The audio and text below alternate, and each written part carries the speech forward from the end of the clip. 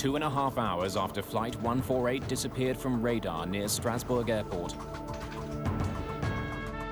the missing plane has still not been located. Amidst growing tension, the French Aviation Bureau, the BEA, sends in its lead investigator, Jean Pariès. I immediately called my two main investigators, and we organized the GO team, and we got prepared to rush to the site as soon as this site was located somewhere. The delay feels like an eternity. A little bit surprisingly long. We can expect this in the jungle or the rainforest, but not exactly in a highly dense populated area like the Strasbourg area. With no help in sight, Scorius returns to the wreckage to look for more survivors. I think that some people that die could have survived if the first aid come sooner.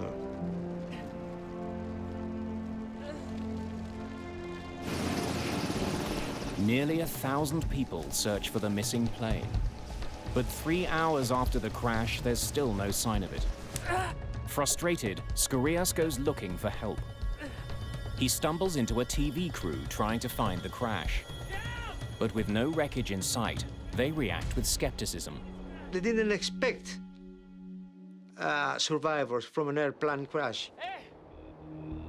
Hey, you have to believe me! They didn't believe that I was one of the survivors, but believe me, I was, because my face was black due to the smoke, the kerosene, and so on. Come on! The journalists follow him back to the crash site, where they discover 8 other survivors.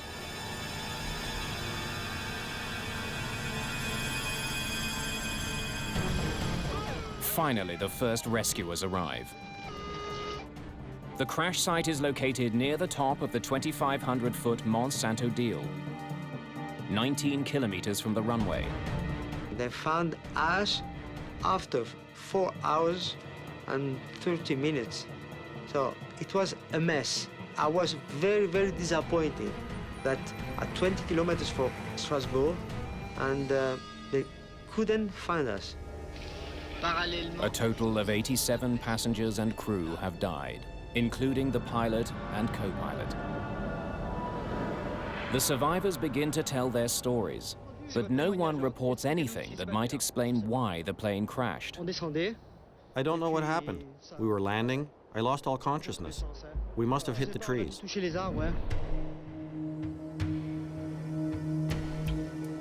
Bob McIntosh, an American NTSB investigator, arrives at the crash site.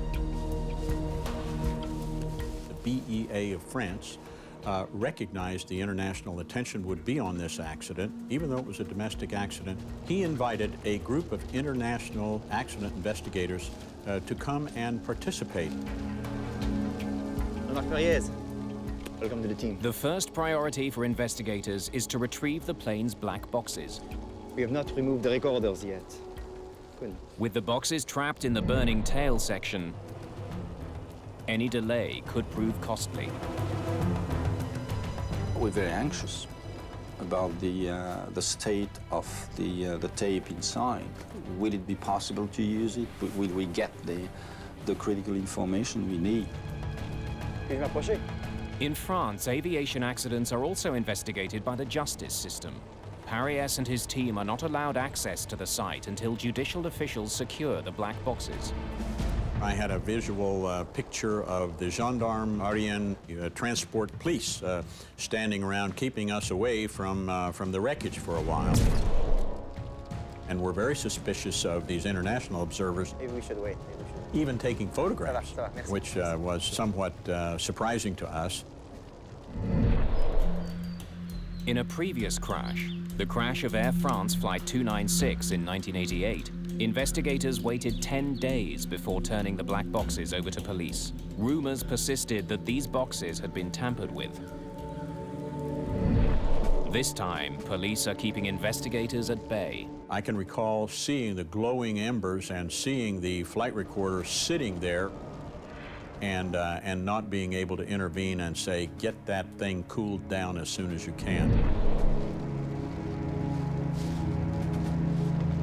After midnight, the boxes are retrieved from the plane and sent for analysis. Investigators can only hope it's not too late. They was extremely hot. They looked damaged, they looked burned. On découvre l'Airbus disloqué à 500 mètres. In the light of day, investigators get some of their first clues from the crash site itself. They discover why the plane's emergency locator beacon didn't send a signal. It was actually destroyed by the impact. The beacon is located inside the cockpit and is designed to start working after a crash. Its failure suggests an unusually forceful impact with the ground. We had this first feeling that the descent was abnormally steep. Investigators examine the engines to see if they may have stalled before impact. If you find the blades curved and a lot of wood sucked inside the engines, then you understand that the engines were working properly. And that's exactly what they find. The plane clearly had power, yet it plowed steeply into a mountainside without ever sending out a distress signal. Investigators are puzzled. They hope that the box which recorded the plane's flight data will help them solve the mystery. Those particular recorders had the best survival record of any recorders. They were the top of the line as far as survivability is concerned. The black box is designed to survive temperatures up to 1100 degrees Celsius for half an hour. The tape recorder inside is protected by a capsule filled with water.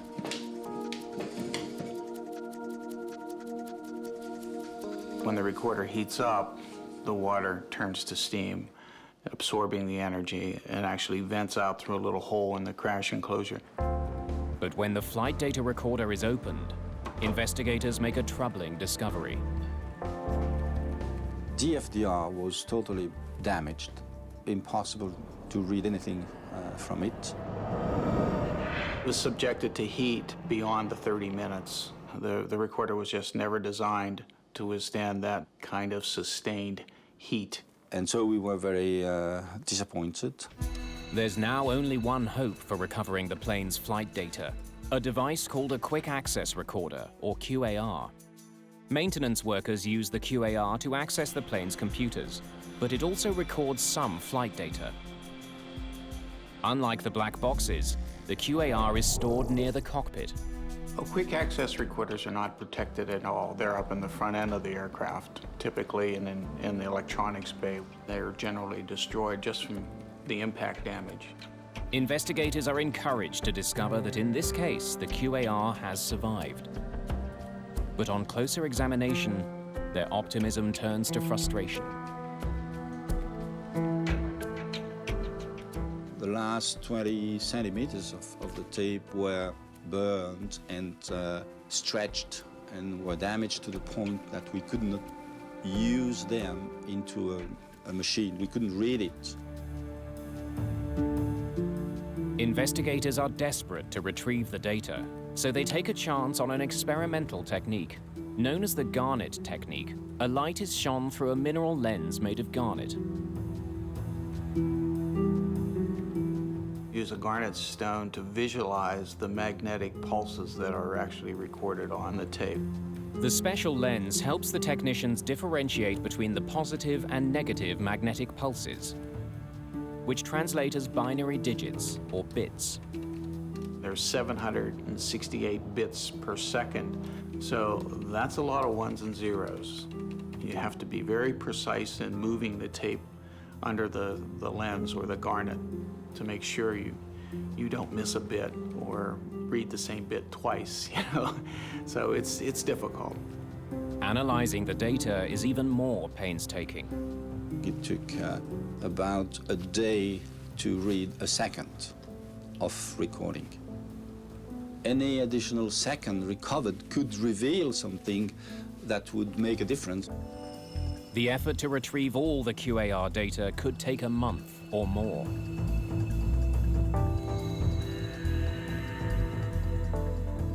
In the meantime, The focus of the investigation shifts to the cockpit voice recorder. It was positioned just above the other black box. The cockpit voice recorder, which was just inches away, but outside of the ashes, had air passing over it, survived. Runway 23. Otherwise... The recording reveals the captain's anxiety early on in the flight. You're taking 23 then? Yes! Investigators know that landing on runway 05 requires what's called a non-precision approach.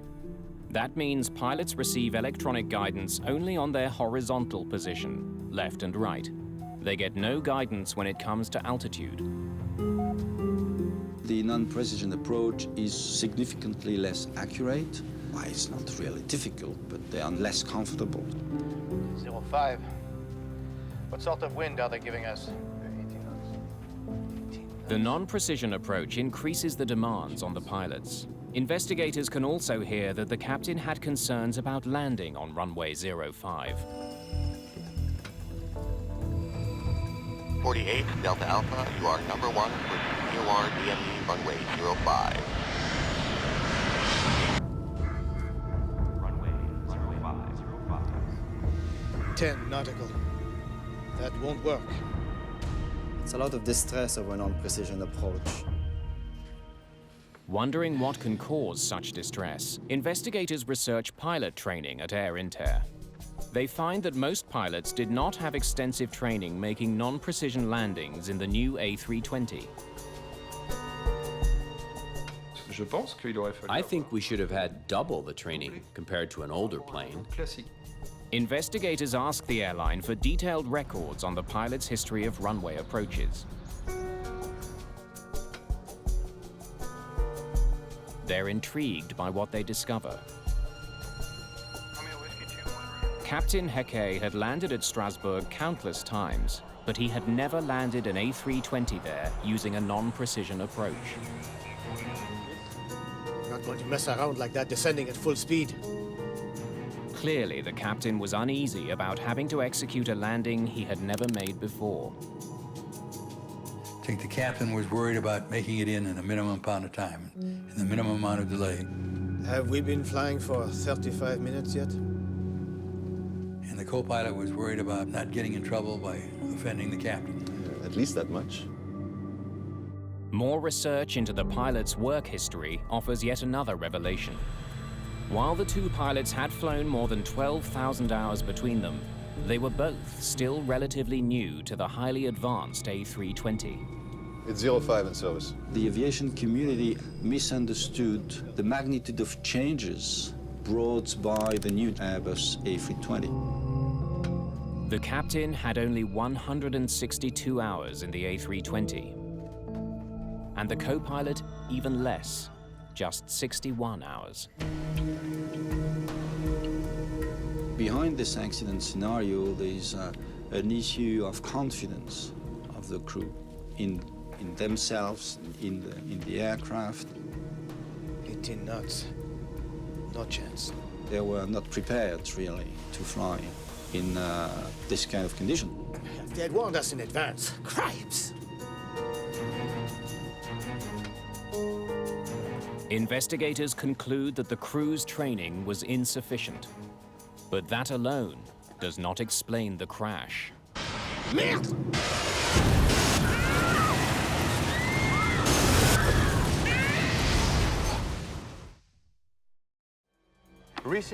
Investigators search for other factors in the crash of Flight 148. They review the conversations between the crew and air traffic controllers. If you want, I can give you radar headings and take you to Andlo at 5,000.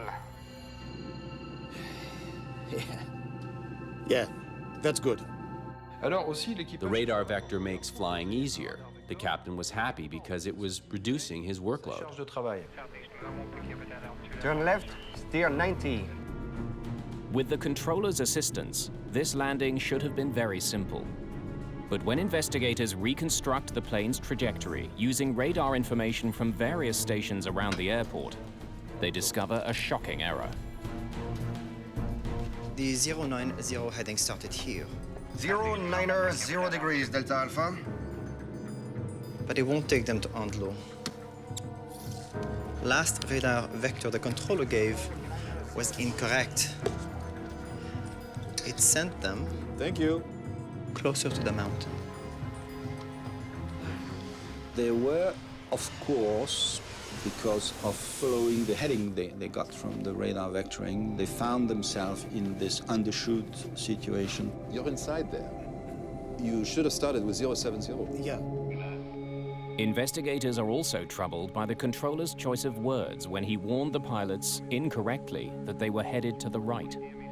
Delta Alpha, you're passing to the right of Anlo. From the pilot's perspective, the plane was on the left side of the runway, not the right. It could only add to their confusion. Le contrôleur, en fait, il a fait un... It was very poor guidance because he didn't employ the usual terminology. Et il n'a pas utilisé la phraséologie standard. Investigators recommend that controllers use only compass points when giving directions. Never the words right and left. The controller's mistakes clearly brought the plane closer to the mountain. Turn left, steer 90. 090. But once again, investigators feel they don't have the whole story.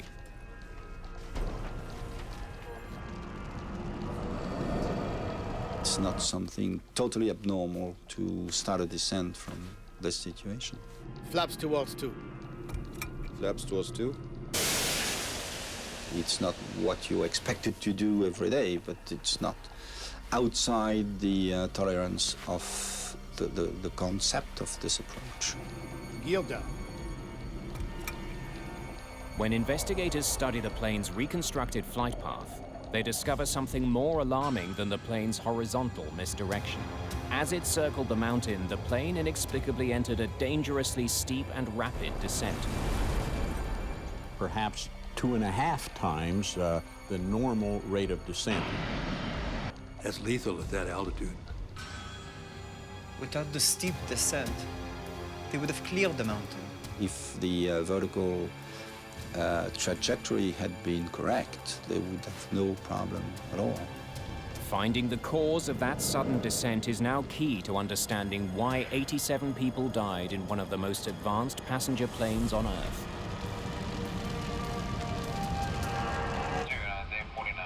Authorized for final approach 05. The descent was initiated at 1800 hours, 19 minutes and 38 seconds. That Delta Alpha. is the point of no return. By studying Flight 148's trajectory, investigators determined that the rapid descent began 60 seconds before the crash. Delta Alpha. There is no indication on tape that the descent was deliberate. How it happened and why the crew didn't notice is a mystery.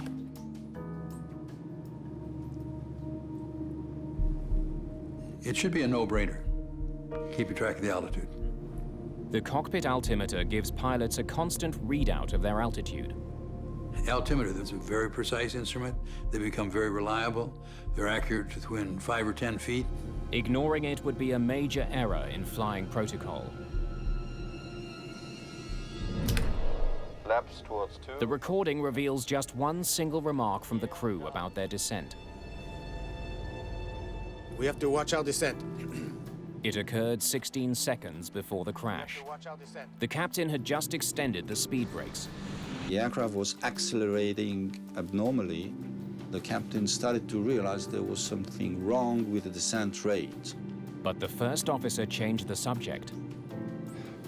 The approach axis. We're hitting the axis a half point off. There. It was 60. Check it out. He refocused the captain's attention on the lateral situation rather than the vertical situation, which was the main problem, of course. And they both failed to recognize this situation. I think they were planning they were going to break out of the clouds so they'd be able to see the runway, and they wouldn't need to do the full instrument approach. It was 60. Check it out. But the plane never left the clouds. There's an old adage in aviation. Rocks have been known to hide out in those clouds. It now seems clear that the crew was not monitoring their altitude closely enough. But a bigger mystery remains. We can only guess why. What caused that deadly descent?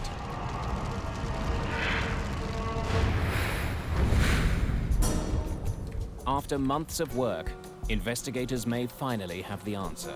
All the available flight data from the damaged quick access recorder has been recovered. We were very anxious to be able to read as much as we could. The data confirms that just before the crash, the plane was speeding towards the ground at an extremely high rate, 3,300 feet per minute. It also confirms that the angle of descent was dangerously steep, much greater than the 3.3 degrees selected by the captain. 3 degrees. That's quite a difference. Investigators now wonder, did the autopilot malfunction? Did it somehow fail to obey the captain's safe descent angle and send the plane into a deadly nosedive? But what state was it in before the accident? Unfortunately, the flight control unit which houses the autopilot is too badly damaged to provide any definitive answers. We could never demonstrate that this FCU on this aircraft during this flight functioned properly or not. But then, when he returns to studying the flight data, Paris discovers something that may finally reveal the cause of the crash. He notices a similarity between two key numbers, the plane's vertical speed, 3,300 feet per minute, and the intended flight path angle, 3.3 degrees. Coincidence? Paris uses a flight simulator to test a new theory. Can you show me a descent of 3,300 feet per minute? He believes that the similarity is no mere coincidence. On the autopilot, there are two descent modes, flight path angle and vertical speed, but they are both displayed on the same window. So 3,300 is abbreviated to 33. Now, show me a flight angle of minus 3.3 degrees. The problem on this aircraft was that the two values were visible on the same window and controlled by the same knob. 3.3 degrees. Minus 3.3 degrees. Paris strongly suspects that the confusing display tripped up Captain Hackey. So it wouldn't be hard to make that mistake, would it? The confusion is quite easy between the two modes if you don't do it carefully. If the captain failed to push the mode selector knob, then entering 33 would not have initiated a safe 3.3 degree angle of descent. Instead, it would have put the plane into a deadly rate of descent of 3,300 feet per minute.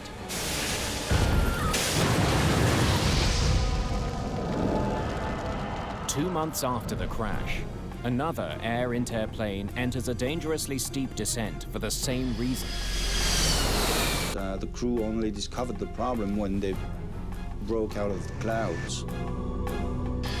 Those pilots also confused the plane's flight path angle with its vertical speed. They were lucky enough to have a much higher cloud base so they could correct the problem. Further research reveals an industry-wide problem with the A320. Many people confuse these modes, especially during training, and many of them fell in the trap even after the training. Eager to test his new theory, Jean Paris programs a simulator with all the known data from Flight 148. Okay. He then inputs the same rate of descent he believes the Air Inter pilots selected. If Paris is correct, the simulation will end with the plane hitting the mountain. But it doesn't. We're missing something. Strangely, this didn't lead to a crash. Every approach would overfly this obstacle by a significant margin. Have we factored in the wind? We started to work on other alternate hypothesis. Let's try again, but initiate the turn sooner. But nothing was really credible. No matter how hard he tries, Paris cannot simulate the crash. Unable to explain why, he turns to the plane's manufacturer for help. Thanks for bringing this to my After attention. much research, an Airbus designer comes to Paris with an explanation about a little-known element of the autopilot's design. In emergency situations where the A320 needs to change direction quickly, the autopilot is programmed to reverse the plane's direction at twice the normal rate.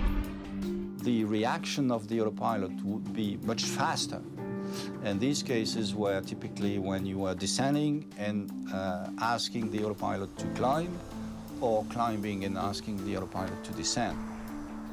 We immediately went back to the data at the very second at which the descent was commanded by the crew. Gear down. Paris discovers a tragic coincidence. Sadly, we found that at this very second, there was turbulence. There was an ascent. It's very slight, but there it is. The momentary turbulence caused the plane to climb slightly. And this led to a positive 600 feet per minute vertical speed for maybe half a second. It was during that same half second that the crew commanded the plane to descend. It was 60, check it out. The autopilot read this as an emergency requiring a blazingly fast descent. That could be it. Investigators now contemplate a terrible thought. Could a random gust of wind, hitting at exactly the wrong split second, have been the difference between life and death? Here it comes. And we got a crash. Paris's theory explains every aspect of the crash.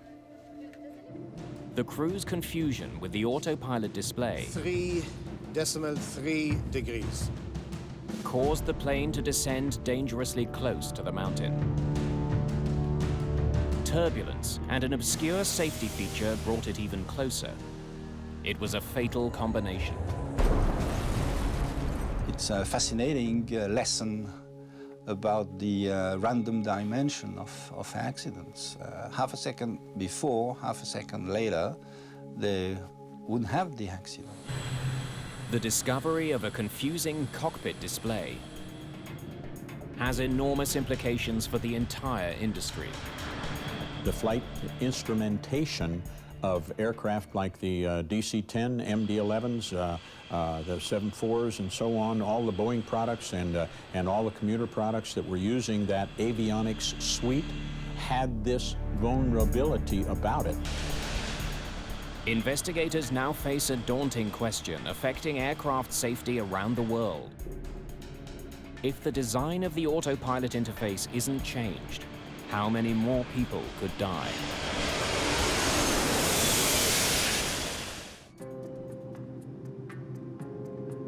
There's mounting evidence that the design of the autopilot interface on Airbus A320s led the Air Inter pilots to accidentally dial in a dangerous rate of descent. 3.3 degrees.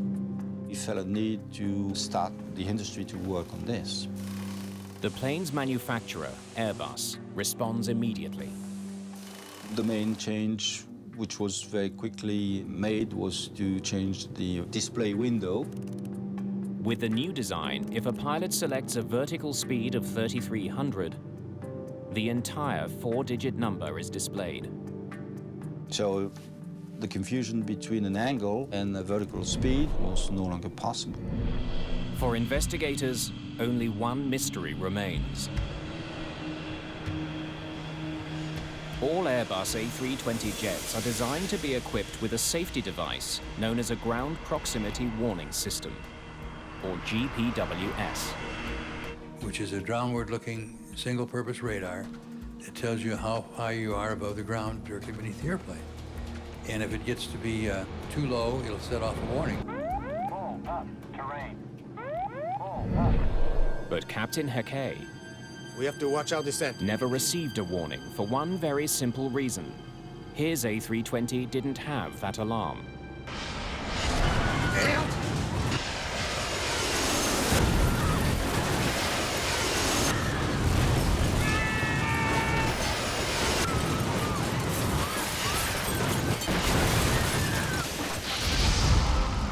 The first question, of course, was why the aircraft was not equipped.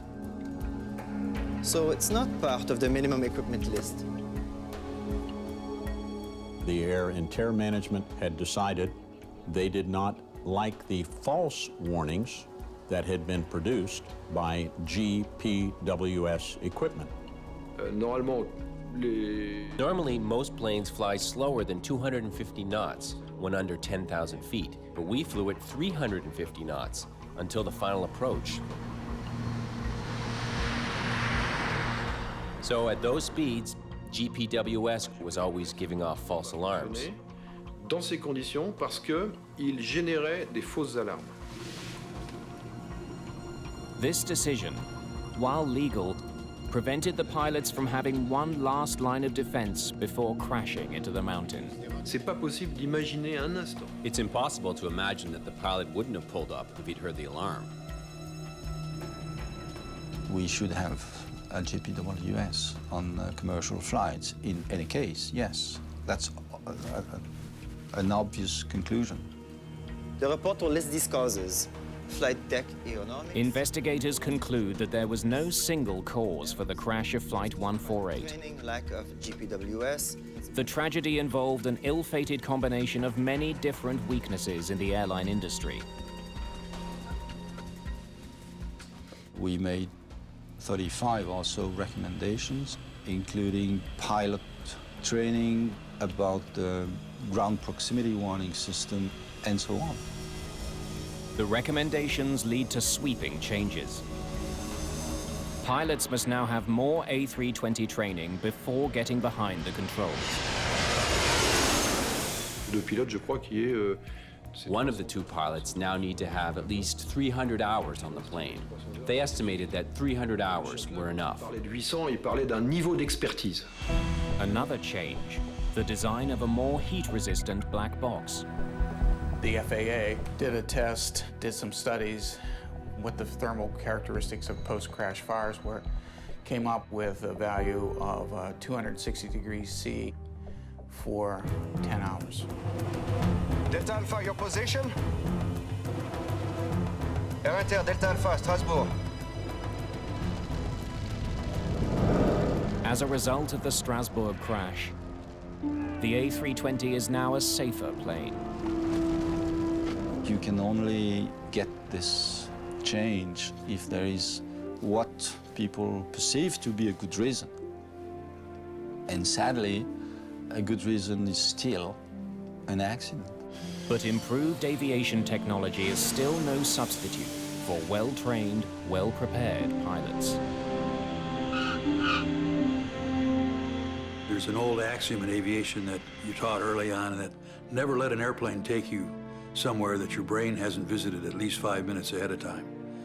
This is an excellent example of a flight crew that didn't follow that particular axiom.